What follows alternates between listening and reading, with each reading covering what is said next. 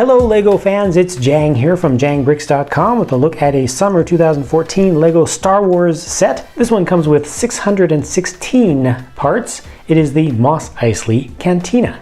Let's start off with a little spin of the cantina structure so you can just see its general size and scope. You can see it doesn't go very deep there. It's kind of just giving you a bit of the outside, like a rim, like you've just kind of peeled off one layer of the thing going around the outside. I really like this big old dome right here. That's actually a hinged piece, so that's able to open up if you want a little more light into the waiting room area there in the front. And this is supposed to be a door. It's just a sliding door that's going to open like so, a little bit remotely.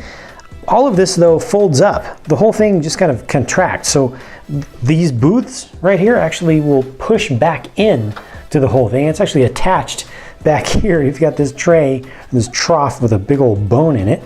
You use that to move in and out the furniture in those booths. And then once that's all in, you can fold this in, you can fold this in, you can fold this in, and it all becomes very, very small. I feel like this is great for storage for kids who are actually going to be able to play with this thing because it'll fit better onto a shelf. It won't take up as much space. Now, before I open the thing back up, I just want to point out a very nice little moisture vaporator on the back of this thing. I like that build. I think that looks pretty proper. Now let's go through the individual compartments. So we saw this entranceway here, or kind of in between entranceway. Move that out of the way.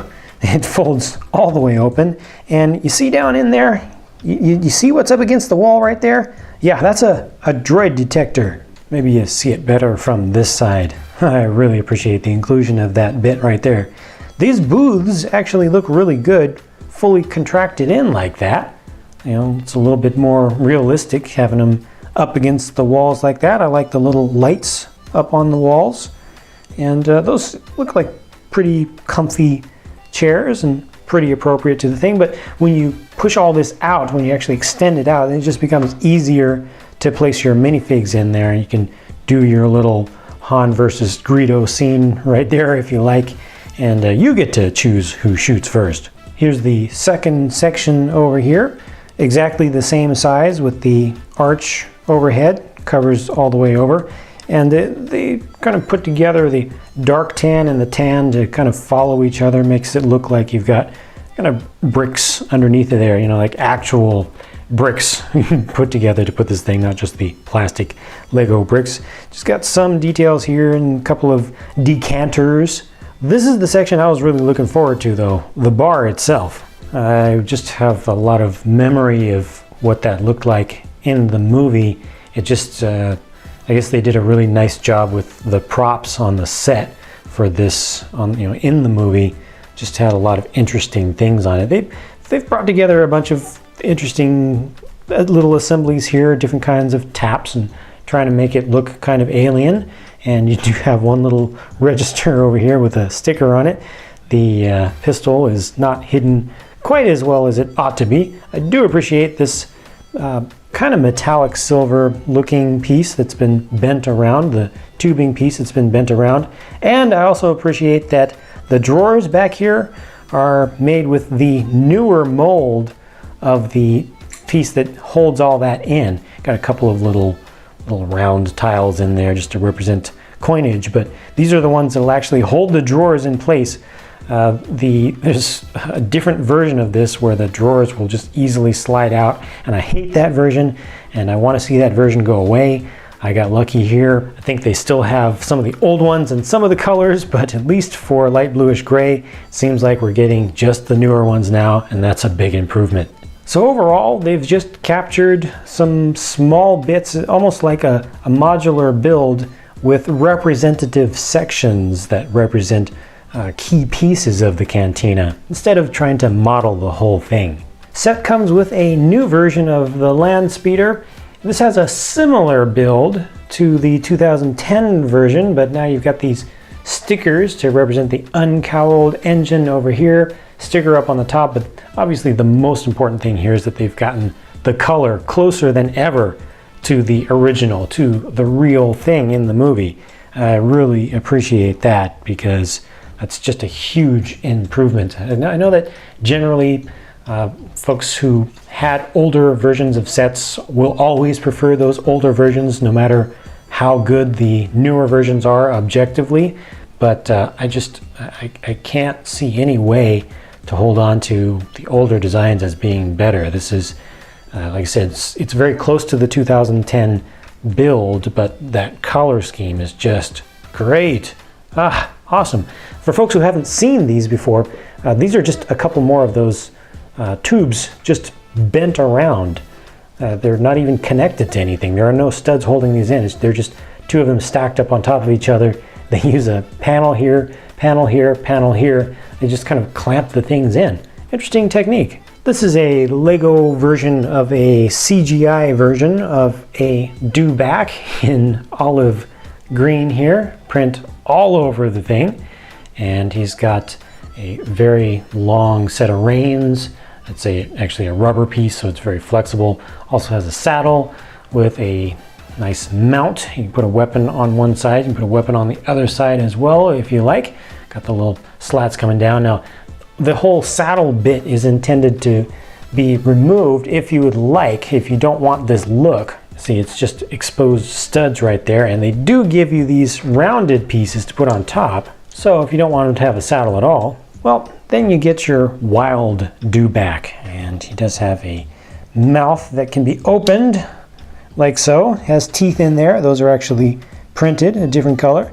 They kind of make the bottom of the mouthpiece look like a tongue in there, so that works out pretty well.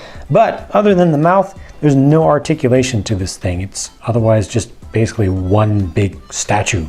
I think it looks good though for what it is, especially when you mount it up with a sand trooper. Yeah, not too bad. So minifigs then. Here's the first batch of them. Luke, Ben, Han, Greedo, and a sand trooper, obviously. Sand troopers were my favorite version of the stormtroopers back in the day. I think they still are to this day. This version of Greedo is based on a base color of medium azure, and the head there is actually molded with two different plastics. Yep, you got the sand green and you got the dark blue, and it actually has some print. It's really tough to see, even looking at it close with the naked eye. It's kind of tough to see, but they did put some little highlights in his eyes with a lighter color that just makes him look more bug-like and realistic, I would say. According to Lego officially, all of these are new configurations of minifigs except for Han. All of them are new for this season. I like the pack that they put on the back of the Sand Trooper there. And you can see a little bit more of the detail of Greedo's head there. And you can see the prints on the backs of these torsos. Also start to see the face, the secondary face coming out from underneath Han's hair there. That's a little bit unfortunate. You don't have a second face on the back of Ben, but you do have a different one for Luke. There's a look from the front so you can see them all without any hair, and especially now you can see the Sand Trooper's armor. Also the fact that he has the angry clone face, and a little bit better look at Greedo. And there's a better look at those two from behind. And then there are these guys, Biff band members. And I am certain that a lot of folks out there will buy two of this set in order to be able to put together a full band.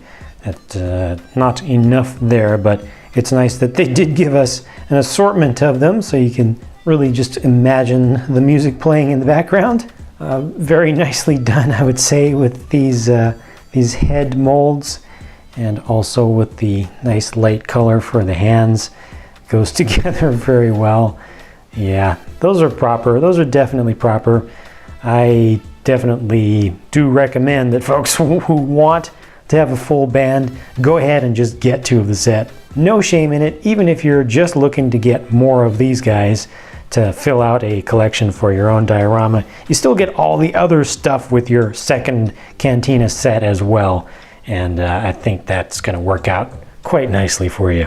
This is a very nice little set. You know, it captures the scene decently well. Personally, I would have made a different choice of minifigs to make it feel even more grungy and dingy. I definitely like the new color scheme for the land speeder. There really isn't anything here that I dislike in this set. I just would have liked to get more of everything. More different minifigs, more booths, more bar. I suppose that's what customization is for though, huh? Well, anyway, you've now heard my thoughts about this one. Please feel free to let your thoughts be heard. Go ahead and post up a comment. Let me know whether you like this set or dislike it and why. Hit thumbs down on the video if you didn't like the video. Thumbs up on the video if you did like the video, regardless of what you think about the set. As always, you can follow my blog at jangbricks.com for all of my latest updates and often to see things before they're published on YouTube and also to see things that are never going to be published on YouTube because they're not going to be made into videos. Whatever you do, don't go away for long because I've got more videos on the way. Talk to you again soon.